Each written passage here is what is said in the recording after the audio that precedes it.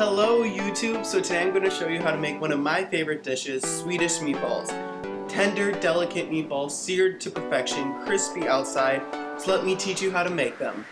So to start on the Swedish meatballs, what I have here is a half of a cup of just plain breadcrumbs, and to that I half a cup of just standard 2% milk. And we're going to pour these together, and what we want to let this do is we want the milk to hydrate all the breadcrumbs. Add that right in.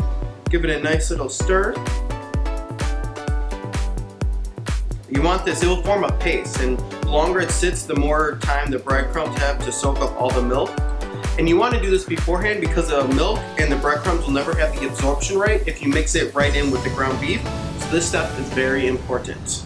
So we'll let that be aside. And in another bowl, I have 1 pound of, I have 75% lean, 25% fat, or you could use 80-22, which we'll add this ground beef right into this bowl here. Just squeeze it right in. Going to pastry school, I always hated like raw products like meats and poultries because I was like, ew, I'm a pastry chef. But you gotta accept it, you know? It's part of the whole, you know, beginning to end like farm to table kind of thing. So we have 1 pound of beef here. To that we have 1 clove of minced garlic. We'll add that in. 1 teaspoon of dried oregano. 3/4 of a teaspoon of sea salt. Half a teaspoon of black pepper. And what we'll do here is we'll just lightly mix all the spices in with the beef. Once the beef is fully mixed with all the spices, what I do is I place it right up on the top here, cut it right in half. What that does is when I put in the hydrated breadcrumbs and the eggs, then we can combine it, and that makes it, you don't work it as much, which creates a more tender meatball. So we'll take our hydrated breadcrumbs. As you can see, look at that, it forms a nice paste. We'll add that in. And to this, we have 2 eggs, and you want to pre-crack them in a bowl because that's very important. You never want to get eggshells in any of your products while you're baking or cooking. What we'll do is we'll kind of break up the yolks just like that. Kind of slowly mix before adding to the beef. Slowly just start breaking off the meat into the bread. So there we go, we have our meatball filling, and what we can do is we can start scooping these out. So we can have 2 options here. We can, one, either just grab a small bunch, roll it out, and then I have sheet paper here that rolled out so we can place all our meatballs so they're right next to our cooking elements so we can cook them and pull them right off. Or what you can do is you can use a scoop. Today I'm using a commercial number 30 scoop, which that means they're all uniform, they cook the same time, and you'll have perfection meatballs. So what we can do is just start scooping.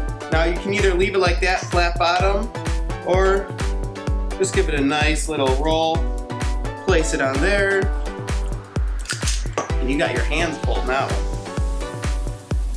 So I have a cast iron skillet. If you don't have a cast iron skillet, you can just use a standard 10 or 12 inch saute pan. You're going to put this over medium heat, and we're going to add about 1 tablespoon of good quality olive oil. I'm going to rub that around, and once it starts moving quickly, you know it's up to temperature. What we can do is we will add our meatballs. You can either use tongs. They might be a little very soft at the moment, so my suggestion is use your hands and place them into the skillet, which is what I'm going to be doing today.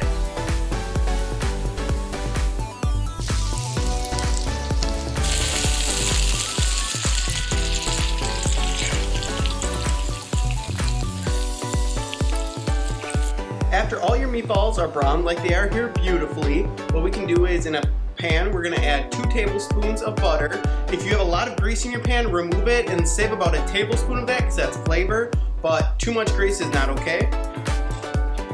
Once your butter is fully melted, what we have is 2 tablespoons of just all-purpose flour. We're going to add that right in to create the roux. And with the roux, we're going to add a half teaspoon of salt. I prefer sea salt or kosher, 1/4 teaspoon of finely ground pepper, and 1 clove of minced garlic. Now we're going to cook this for about 2 minutes just so the roux has time to cook out all that raw flour taste, and we want the flour to pick up some flavor as well. So now, this is optional, or not optional, but this is your choice. So you have 2 cups of any kind of milk product. traditional Swedish meatballs is heavy cream, but oh, that's a lot of heavy cream. Today I'm using half and half, but we're gonna slowly add that in while mixing, just so there's no lumps that will form. There we go. Once the sauce is fully mixed in with all the milk, or half and half, what you can do then is, so mine's up to a simmer, we're gonna add all these meatballs back into this delicious sauce. And don't worry, now that they're cooked and brown, they can touch, it's all good. What we wanna do is just bring these beautiful little meatballs up to temperature again, and then we're gonna just top this, optional, with either chives or parsley just for a little color and fresh flavor.